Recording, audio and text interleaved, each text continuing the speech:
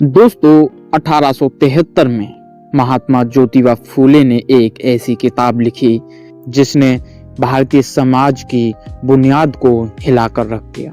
किताब का नाम था गुलामगिरी। लेकिन क्या आप जानते हैं कि फूले ने इस किताब में विष्णु के अवतार परशुराम को लेकर क्या खुलासे किए थे?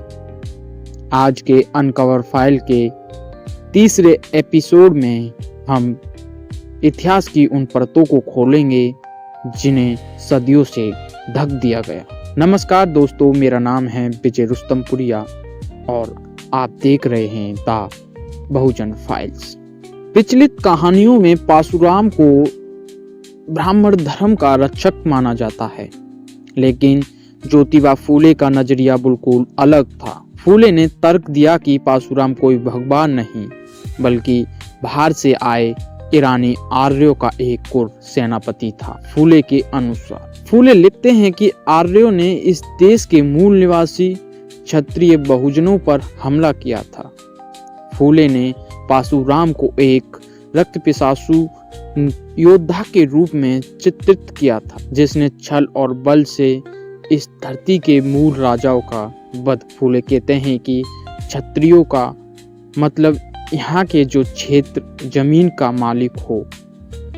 परशुराम ने उन्हीं जमीन के मालिकों को मारकर उनकी जमीन छीन ली।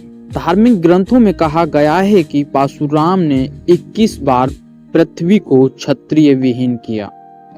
इस पर फूले ने एक तार्किक सवाल उठाते हैं, अगर एक बार पृथ्वी क्षत्रिय विहीन हो गई थी तो अगली बार लड़ने के लिए क्षत्रिय कहां से आए? क्या वे जमीन से पैदा हुए थे? फूले समझाते हैं कि यह कोई चमत्कार नहीं था, बल्कि परशुराम ने उन गर्भवती महिलाओं और छोटे बच्चों को भी नहीं छोड़ा ताकि मूल निवासियों का वंश ही खत्म हो जाए और आर्यों का वर्चस्व बना रहे। फूले ने परशुराम को अमानवीय और अन्यायकारी करार दी। फूले ने गुलामगिरी में ये साफ किया कि परशुराम की जीत केवल हथियारों से नहीं हुई थी। जब आर्यों ने देखा कि वे मूल निवासियों को पूरी तरह खत्म नहीं कर सकते तो उन्होंने जाति व्यवस्था और मानसिक गुलामी का जाल बुना। उन्होंने खुद को उच्च घोषित कर दिया और मूल निवासियों को अछूत सूत्र बना दिया।